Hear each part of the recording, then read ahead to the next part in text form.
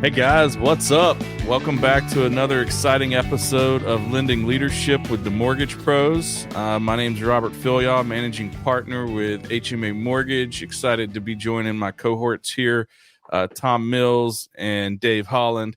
Hey fellas, how are y'all doing today? What's going on? Doing man? great. I'm glad to be back. The first one was a lot of fun. I'm excited. We're just gonna, keep getting better and better, gooder and gooder, as they say down here in the South. And excited about the topic today. I wanted to kick this off. We're gonna be talking about a little bit about how do you know you're in the right place? How do you know you're in the right company? And I heard a really interesting statistic this week. I'm doing some coaching with Richard Milligan, who is probably the OG GOAT when it comes to recruiting and everything, all things building your team, right? And he shared a couple stats with me. I'm going to share with you guys and kind of kick this conversation off. Did you guys know 29% of all originator moves happen in Q4? Kind of timely as we're coming into as we're in Q4 now. 22% of originators that produce $20 million or less will make a move, and 15% of originators that produce between 20 and 50 million will make a move. And so of those moves, 29% of all of them, almost a third, happen in the last quarter of the year. What do you guys think of that? Well, the fourth quarter number is not shocking to me. That makes sense, right? Business is usually a little slower in most parts of the country, the fourth quarter. But the fact that 22% of people closing 20 million or less move and 15%, 20 to 50 million in total move, that's a crazy stat to me, that many people are unhappy.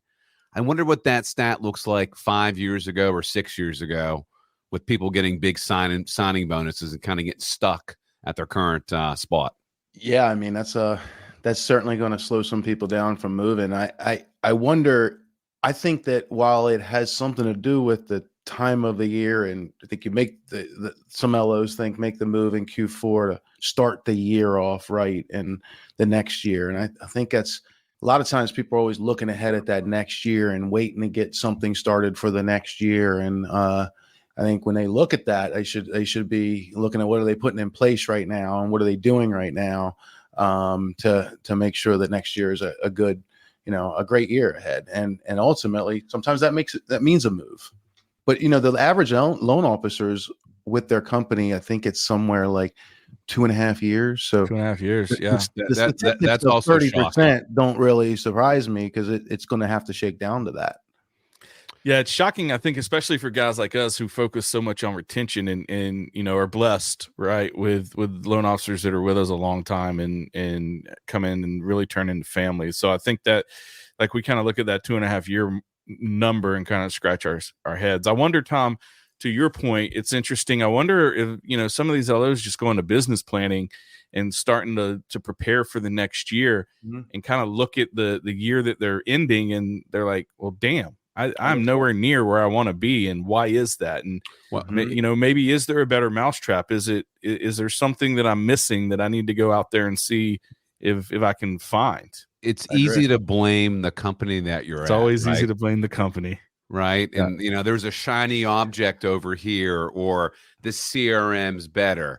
I think sometimes their LOs are at a bad company, bad leadership, bad tech, bad ops, whatever the case may be, high rates.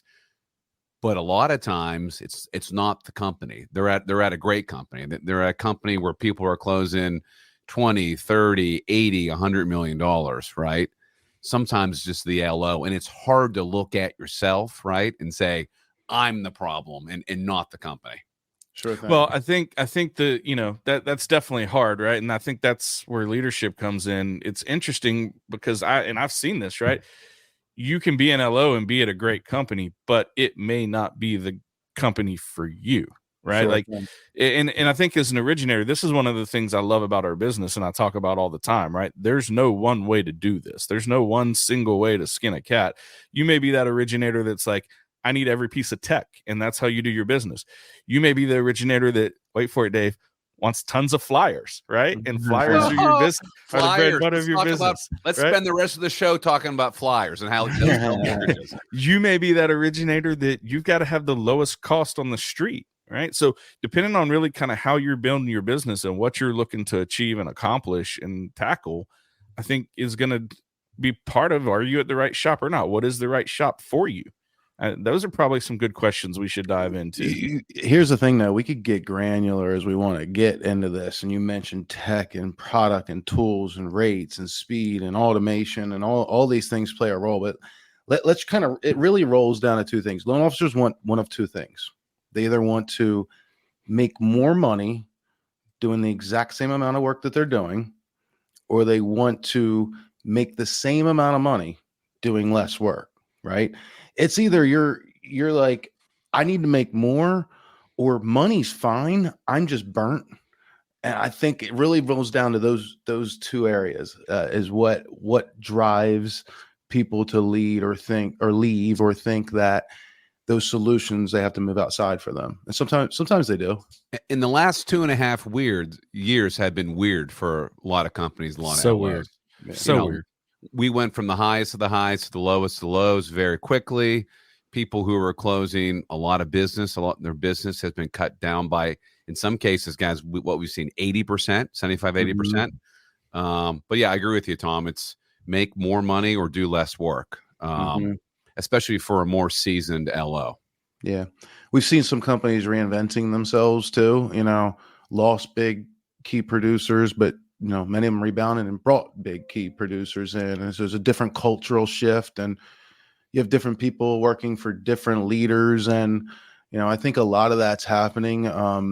This was kudos to the companies and the leaders that retain their sales force over the last couple of years. I would absolutely say that this is probably the toughest retention period that we've seen in a 24-month span. Absolutely. Ever in the history of our business, the toughest retention span, right? Because people get frustrated. And to Dave's point, right, there's not a lot of looking inward, and the market's down, and people want to have some sense of control over their business. And what's the thing that they can change? It's, well, where do I hang my shingle, right? Where am I working with? So that gives them some sense of control that they're going to be proactive and change their business, I think. So if you can work around that and retain your people, and if you have in this market, absolutely kudos to you, to those companies. How does the LO know he's at him or her know that they're at the right place? I mean, that's our question. The flip side of that, I think, to dig into, and I'm interested to hear you guys, is what's your non-starters? How do you know when it's time to go? Like, what are the signs, right? It's going to be different for everybody, but there's some concretes out there, right?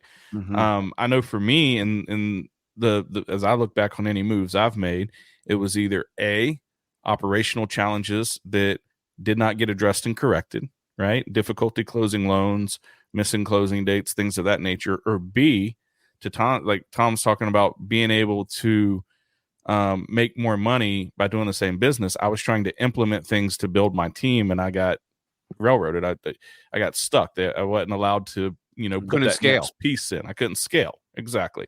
So those two for me were kind of if those two things go sideways, I'm picking up the phone and having conversations. Well, with leadership of an organization too, so much was kind of swept under the rug the last couple of years. Leadership and ownership didn't want to talk about specific the issues and stuff like that. And I think sometimes with ownership, you want people who are heavily invested and have a big chunk of their net worth and life savings in the company, right? Well, whether it's ownership, they are all in. They are all ownership or leadership, or then sometimes the problem becomes a number of layers between all that. But as you guys know, I spend a lot of time talking to originators. I feel like I get a good temperature out there, and one of the early on questions I like to ask is, tell me about your relationship with your leadership, and it'll tell me everything about if that person's going to move and be one of the ones that moves in the next 3 years or not. It tells everything about it. Now I hear a lot of, well, I was recruited by this guy, but then he got let go, or he left and took this big chunk of production out, and then he tried to pull me to this company, and I've been assigned to this other manager, and he's cool. We talked a few times, but you can tell that they're not getting guided. They're not getting shot straight. They don't feel a partnership, and in this much more remote now time that we're in, Loan officers have more independence, and not that good leadership micromanages that, but it's helping them. It's showing them a path. It's trying to pull them down that path. And I see a lot of people just unsure where to turn, kind of like squirrels right now, Squirrels in the road. Yeah. Yeah. I think, we talk about that too, right? I think this goes hand in hand. There's a severe lack of leadership in our industry, and you get these originators that are, out on an island. They put their faith and trust in someone to make a move, and then they look up, that someone's gone, and they're kind of on an island and trying to figure it out on their own. And that's tough. That's a tough spot to be in. Oh, I can't remember who said it, but overpromise and never deliver. Between the tech, the leadership, the rates, a lot of people get a 90 or 180-day rate sheet where their rates pop up. I mean, that would be devastating if you came on board with a certain expectation, and then 6 months down the line, everything changes. I'm curious about this. Why? Like, why do recruiters and leaders in our industry pull this crap? Honestly, because once they bring them in the door, there's no accountability towards them, right? So they bring in the wrong. You think people are just going to take it? Yeah, and they've signed a 1 or 2 year contract, and we all know it's hard and emotional to move, so they think they got them by the hooks. I mean, ethically, that's just awful, horrible. And I know one of the things we talk about, right? And it's true. Like, I've never recruited someone and blown smoke, because it doesn't, in our business, like, it doesn't take a real long time to be here and know that what I told you wasn't true and I blew smoke. And I'm accountable to that. I can look you in the eye again. I'm never having that conversation. Yeah. Like, I don't want to do that. Yeah. Yeah. No. So we touched on it and we got away from it a little bit. How do you know when you're in the right place? So I think so much of that is subjective in how you feel while you're there. And some of it is gut, right? Some of it's feeling, right? Some of it's gut, but some of it's introspection. And if you have a good leader, sales manager, ops leader, you can kind of get the feel from them, and they can give you a gut check as well too. Like, hey, Robert, you're full of it. Tighten up a little bit, make some more calls. I think, first of all, I mean, I'll say, if somebody's in these three areas, if somebody's in a position that they feel like they can grow, they can give amazing service, and they have balance in their life, they shouldn't consider leaving. There's no amount of money a company can pay them, or no tech or nothing that they should be able to be sold on, because those three things, that's your harmony. And that means your whole, not just your business is good, like your life is good. When you can grow, it means you're making good money, you're providing a service, you're going to work, you're not stressed out, you're proud of what you're doing, and that's and you're balanced, which means things at home are good, and you're not a slave to your job. Don't change employers. Bottom line, you're good. Don't even take the call. Don't even open Pandora's box, because listen, it's going to, here's what I'd say all the time, right? If you're not looking to make a move, if you're not in a spot where you think, hey, I need to look at this, don't even open the door, because it's a distraction. If you are in a spot where you need to look at making a move, open the door fully, pick 4 or 5 places and start having conversations. Like, right? Like, I think that's important too. I think too, I mean, let's say, you're a branch manager and you want to build a $500 million branch, right? Or let's say you're a loan officer and you're doing 30 million, you're on a path, like you got hard set goals to get to 100 million. I think if you don't look within the organization you're in and you see those success stories happening, the path is not there at your company, right? So you have to pave that path there.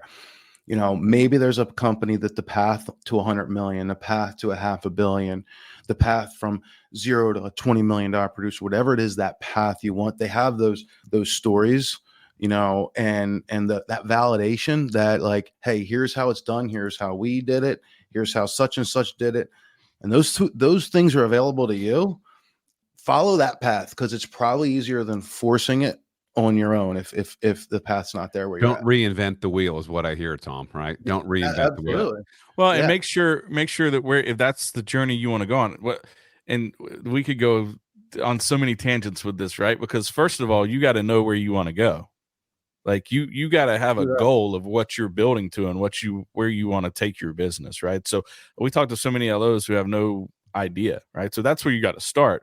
But if you know, like if you're doing $3 million a month and you're an LO that wants to do $10 million a month and there's nobody at your company doing that, like that's something to look around, right? You're not going to reinvent the wheel, but the wheel's not at your company. You got to go to the company that's got the wheel that you can use, right? I use the analogy all the time with people that most originators that we talk to are really smart and they will figure it out over time. Yeah. But at what opportunity cost? At what stress cost? Like you're at the base of a forest with a machete in your hand and you got to chop through the other side. You're going to get there. Yeah. But you may that next opportunity may have already pushed a road through, paved it, and have a Ferrari sitting there for you to jump in. When you look at that too, I mean, looking at what a company has to offer, the people that are touching your loans, the resources that you're given, the success stories that they told you, which lured you there, like how do they help you put that into action to create those same successes? That's really what it comes down to. I feel like a lot of people I hear just like, a lot of people just feel like they're in a kind of a stagnant environment. Like, Stagnant a lot. I think a lot of people have been told one thing by leadership, seen another, lost a little bit of trust, looking around like, what are we doing? We're not growing. They're a little unsure. You see so many mergers and acquisitions happening today, and it's an uncertain time. I think that's also what makes people not move. Like that's some of the hesitation of like, I've seen, originators are scared to make a move and then the company gets bought by another company, that would be terrible. Could you imagine that, guys? You make a move, you sell your referral partners, why this company's so great. And then 2 months later, you wake up and there's a company call and you just got acquired. I lived that. I worked for a company that got bought by a bank, right? And as we're navigating those waters and figuring out, that bank got bought by another bank. Yeah.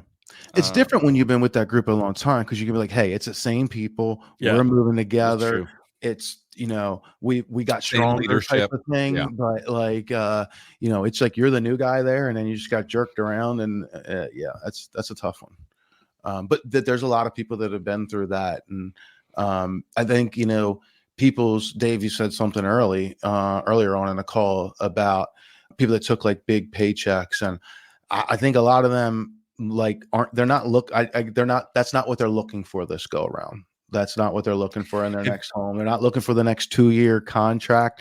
We aren't contract employees. I don't know what happened to our industry to where it happened. What, a decade ago, 8 years ago? I don't know why people like the legal red tape, signing bonuses, and then the non-solicits and the non-competes and I've seen some crazy stuff out there, right? Stuff I would like. I'm like, did you even read this before you signed it? What were you thinking? Have you guys talked to anyone that took a large payday from one of the, let's be real, one of the bigger companies, right? We know they were just writing fat checks. Have you guys talked to anyone that was like, man, I'm really happy here. I'm really glad I took all this money and came here. I haven't talked to a single person. I'm sure they're out there. I'm not trying to poke the bear. I'm sure they exist. I have not met one that's like, yeah, I'm really happy here. And that money was just kind of the gravy on top. Everything else is amazing. Everyone seems to be moderately happy or not happy at all and waiting for their contract to expire. Well, look, when you took that money in early 22, like changes were going to happen. Your business also went, down pretty significantly, so, I think that's been an unsettling time period for those people because they came in and then, the floor fell out on us and, and changes happen. They're working through those changes with people that hadn't even established a trust with yet, and that trust was lost. And then they're fighting from that day forward to gain it back. And you got them on a 2-year contract and the time is ticking, It's a lot of moving pieces all at once. Yeah. Look, you don't retain when their time's up. You retain, I think leadership retains people by the little things they do every single day. You don't just go into retention mode. You're always in retention mode. And as a leader, I recruit my own people first. We recruit our own people first, because we put a lot into them. I'd rather not lose somebody than bring somebody else in, It's so much easier to keep the talent that you have and help them do an extra 2 or 3 units a month and to go out and get somebody to move. And, we love doing that too, but it's like, you got to take care of your people. That's leadership, right? Yeah. So we talked a little bit about the average time that an LO moves, right? The 2.5 year mark or so. Is there any thought or conversation around you can be somewhere too long? Do you guys think that like there's a measurement where you're like, okay, I've been here 8 years, I need to go see what's out there because I've been here so long? I don't think there's a time period, right? As Tom mentioned, if your business is good, you're balanced, your home life is good, you could be at the same company your entire career, right? But I think some companies, depending on their journey, sometimes may get a little stale, for lack of a better word. That they need to refresh the entire operation. Unless there's growth and leadership within the organization, things can kind of fade away. No, I agree. I think, as originators, we have to be invigorated daily, right? Like, we have to be motivated. It's a hard job, right? It's a hard job. And especially looking back on the last 2 years, like, you literally, kudos to everyone out there listening who's still an originator, right? Who went through the last 2 years. When I tell you that it's the most difficult market that's ever existed in the mortgage lending space, I am like, it's 100% the most difficult. I've been in this business over 20 years, through the crash, the Great Recession, all of that. That what we have experienced the last 2 years is the most difficult market we've seen. We've all been humbled.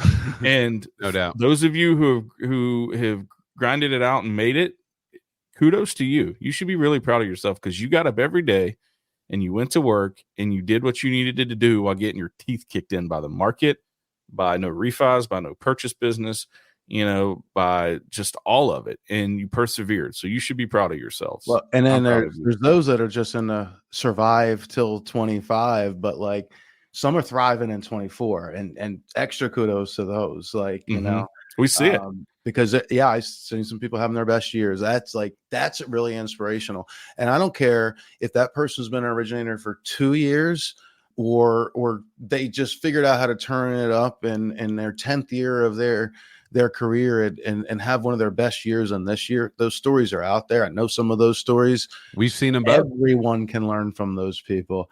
And what you always find is that, you make a bigger deal out of things than they do. The rate game's not in their head. Somebody said, make X amount of dials, talk to X amount of people, it equals this. And they went and did that. And then like, okay. Like, oh my God, this works. And then they just went and did it again and again and again. And, oh man, they're the soldiers out there in a really tough environment. And I think they're just feeling that onward momentum, the wins behind your sales versus like pushing against it is what I think a lot of people put themselves in a position this year. And when I see people like that, it's honestly inspiring. It makes me think I need to double down and go after it. I want to learn from that person. Tell me what you're doing. Like, I want to hear from them. What are you doing? You're doing it for 18 months. What are you doing different? I love it. So, we talked about the checks, the sign-on money kind of being a draw for people. And, let's be real. That was probably for a lot of people who moved in late 21, early 22, that probably played a part in it. That's not really in the market as much now. We're not seeing it. What are you guys seeing that is kind of the differentiator that originators are looking for? They've said, okay, I can't scale here. I can't grow. I can't do the things. I don't have the balance. It's time for me to make a move. Here are the non-negotiables that I'm looking for as I make a move. What are you guys seeing that those things are? What LO are we talking about? Are we talking about high producing LO, or are we talking, under 25 million or over 25? Doesn't matter. Are they different? Yeah. And if they are, let's put them in buckets and kick it around. I mean, it does matter. Go ahead, Tom. I think the higher level producer is looking to find a company that more gets behind them than them kind of get behind the company. There's a big focus today on, the modern originator, creating your own brand, and there's companies that support that. And there's those that don't. And then I think, people went through that like change in companies companies acquire things like that. So they're a little sensitive to their name change. So they really want to. The Fillyaw mortgage team, these brands have become more important to the larger producing teams, and then they want to see that path towards the next level that they're trying to get to. That's what I see on the whatever that next level may be. But you see with those higher producers, they have some target or some goal of where they want to drive to. Absolutely. Yeah. Most top producers don't end up there by it's not happenstance, as we know. Yeah. Dave, what are you seeing on the the smaller producers? Let's say sub 20 million. Some fuzzy things that's hard to quantify. They're looking for energy. They're looking for someone to guide them. They're looking for someone to show them the way, right? The conversations that I have are, how did you get here? Tell me what to do. So that goes back to that past predicts future, right? Like making sure there's examples of what you want to achieve. Exactly. Yeah. They're looking, and holding their hand isn't the right word, but they're really looking for someone to guide them and say, do this on Monday, do this on Tuesday, Wednesday, Thursday, Friday, makes X amount of calls. Here's who you call. They're looking. I mean, we look at all of our sales training, right? My sales training was, here's the telephone, here's a 1003, start making some calls, right? Fresh out of college, I had no idea. They're looking for someone, novel idea, show someone how to sell and show someone how to be a mortgage originator. They're also looking for marketing support. Like your bigger producers, they have some, built support within their teams, and then they make more money. So they're investing in certain aspects of their marketing. But the 3 to 5 loan a month originators trying to figure out how to market, and they realize they don't know how to. They realize they kind of need to. And look, guys, you guys see loan originators that post this video, that you see it on your scroll, and they got 4 hours into editing that thing, and they took 4 hours to post that 30 second video that 78 people watched a quarter of. Not a good use of their time. Yeah, would make call 40 people in that time. Good Lord. Like, there's an easier path. And so I think that, you can still make the calls, and there's other resources that other organizations have to help kind of solve that. But, in the end of the day, like, there's certain things that make us money, and hours in spending time doing video in the mortgage business doesn't relate. Doing video does relate. You have to be able to figure out how to do it efficiently, whatever it is. We have to figure out how we're focusing on what makes us money, what makes that originator's business tick and grow, and be doing that. And rarely that's the grunt work behind like marketing. It's more just, getting out and executing on it. What are you seeing out there, Robert? Yeah, I mean, I think it varies a little bit from LO to LO. I think it is important to talk about it kind of segmented by production, because what they're looking for, is different. I think we've touched on a lot of it. I think a lot of originators tend to focus on asking about product, right, and price. What's your doctor's loan? Do you have a doctor's loan? Yeah. Hey, tell me about your one-time close construction. Hey, that's a great question. I'm glad you asked. How many of those did you close in the last 12 months? Well, 0. I haven't ever closed one, but I want to know, do you have it? Right. Mm-hmm. So I think that they do that because they don't know what else to do, what else to ask, right? Maybe necessarily. It's like when a client calls and says, hey, what's your interest rate?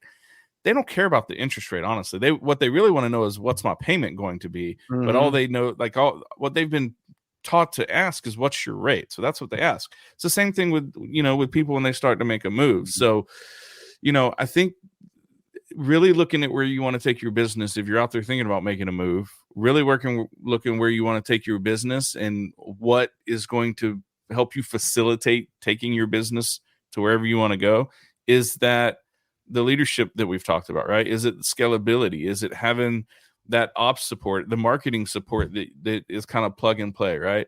It all comes back to a few basic things. And it's, what are you good at? What makes you money? What do you enjoy doing? If you can get your sphere of work to focus on those 3 things, and everything else is kind of handled by someone else, you're going to have the balance. You're going to make the money. You're going to have all the things you're looking for. You have to determine what those are as you're looking and starting to have conversations to make a move. So I see a lot of people ask stuff that is what I would call details. Like they're important, but it should not be the driver. And sometimes there's too much focus on that. Does that make sense?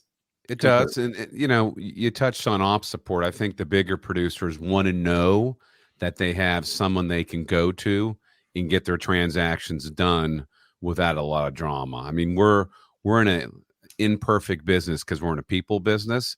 So transactions are going to go sideways for 1,000 different reasons, but it's how it's handled and executed and how quickly it's done. Well, I think the great companies, the companies that retain, the companies that attract and retain, have figured that out and get this simple foundational principle to it, right? Like if you're an originator and anytime there's a challenge on your loan, which we all know happens, right? That challenge falls back into your lap and you have to stop what you're doing and you have to figure it out and you have to get in the weeds on it. That equates business to problems in your mind and you're psychologically, right? Which is going to create an aversion to you and you going to get more business. You're going to think the more deals I have, the more problems I have. I don't want deals because that equals problems. So you're being punished for getting more transactions and being successful. Yeah. If you don't have the right support. If you don't have the right support. So with the companies that figure out that, hey, when that happens, we're going to engage and we're going to fix it for you. Now listen, don't be putting crap in, right? But you got a support team behind you, go get more business. That's like, those are the places that we see people excel and stay. Yeah. We probably could have took some of the 4 sections that we did in this talk and made it each of those a talk and it's talking in and of itself. Tom, that's a great idea, brother, for the next podcast. But actually, so we should end on something. And since we're here to provide value and resources, Robert, I think a great way to end, you would ask the question, or you had said that loan officers don't know what questions to ask. Let's spitfire a few questions that they should ask if they're speaking to other companies or, speaking to their own company about trying to, determine are they in the right place. What couple questions? Let's fire off, guys. Here's one of my favorite. It's not a question, but before you join anywhere, anytime, you should randomly pick up the phone and call 4 to 5 loan officers that work at that company and have a conversation with them. Absolutely. And just have an open, frank, hey, I'm interested in looking at onboarding with your company. I'm an originator. I have some questions that I'd like to ask you. Yeah. How's your operations process? How do you feel? Do you feel supported? What's your leadership like? What's your business planning like? What's the most important piece of tech that helps you grow your business? Where were you when you started and where are you now? If they were selling you something within the platform, ask if is there anything that they told you that would happen that hasn't happened? Yeah. That have you been overpromised and never delivered? You should also look at how long they've been, talk to people that have been 4+ years with the company and then talk to people that have been there 90 to 120 days. We all have that data. We can look in Rudder. We can see how long people have been on a company. And I'd highly recommend that. Maybe even going outside of the list that sometimes they give you that, they may have. Don't go off the list. Don't go randomly. Don't go off the list. Go find them online and pick up the phone and say, hey, I'm talking to your company and got a few questions if you don't mind. I think that's great advice, Robert. What's yours, Dave? What kind of support you're looking for? If you're a loan officer doing 3 to 4 transactions a month, how do I get to 10? Do I get an assistant / loan partner or LOA? I think those are important questions to ask. And then to talk to people who have been on that journey within the company to see what it looks like. Someone who went from 3 loans to 10 loans. Because a lot of times people get promised assistance. They get to that number, they break their back, and they don't get it. So I think that's an important question. And then, ask, is this the real rate sheet? Or is this the 90-day rate sheet? That's a great question. We hear that over and over again from LOs, and I'm just blown away. And sometimes it's not even a slow burn up. It's just like one day it changes. Oh, we got them.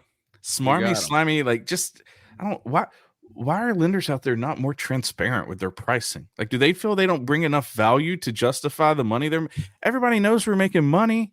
This isn't a not-for-profit industry. Yeah. Like, why aren't we just transparent with it?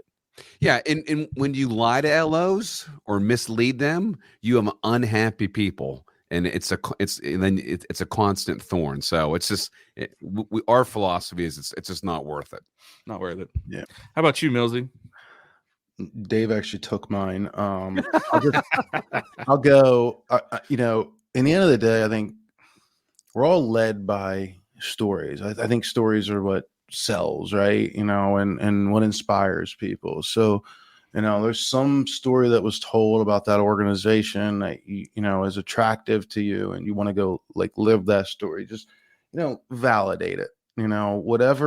Whatever it is that has you ready to go make a commitment to that company, be sure of it. Like, look for validation, like look that there's proof, even smaller on a granular level. I mentioned, is somebody doing 100 million, is somebody doing look for that path, validate that it's happening there. But, the things that you question, validate them. The things that you're attracted to, make sure that there is what you were sold them to be. From there, I think a lot of questions on the person that you report to and their actually ability to help make decisions and react. Because I see, how much juice do they have? Yeah, can they get stuff done? Can they you affect go to me? them, and can the answer be had, or do they have to schedule 3 meetings to get the answer? And it wasn't important to this guy, and this guy's traveling next week, and it's a month later, and you're like, hey, what's going on with that? We've talked to people like that. So, what's the chain of command? Tom. That's good. Like, really understand what's your chain of command. And is the guy you're going to, does he have any influence there? Because he's got to fight for you. You need your leader to fight for you. And in this business, in any company, that's the truth. 100%. Hey, listen, thanks so much, guys, for joining us, and hopefully you found some value in this episode. Go ahead and smash that subscribe button. Give us a like. Make sure you tune in for the upcoming episodes. We're going to continue to just kick it around and hash out topics, and hopefully bring some value to your day. Before we close, guys, I just noticed this. Are you both wearing EA appraisal swag? I guess we are. Oh, yeah. Look at that. I feel left out last week. Hey, shout out to the best appraisal management firm in the company, EA Appraisals. Our boy Will Eubanks down in Dallas, Texas. I got this shirt dropped on me last week. I guess, Dave, I felt special. I thought I was the only one that got this shirt. We just noticed that now. My wife got a hoodie too. I got a nice swag pack too. I didn't know. I didn't get the memo from you guys. We were going to do this though. I was with you guys the other day, and I was going to bring my EA appraisal shirt, and I didn't want to make you feel offended, so I wore my HMA shirt. But all right, Will needs to sponsor the next podcast. Then it sounds like Will Eubanks. We appreciate you, man. You and Manny, tallest Mexican you'll ever meet. Appreciate you guys. What a great conversation, guys. I really appreciate the topic, and enjoyed just kicking it around with y'all as always. Hey, if you're out there listening and we brought any value to your day at all, go ahead and hit that subscribe button, and be sure to join us here for every episode of Lending Leadership with the Mortgage Pros. On behalf of Dave Holland and Tom Mills, this is Robert Fillyaw, and thanks so much for joining us. Great conversations. Thanks, guys.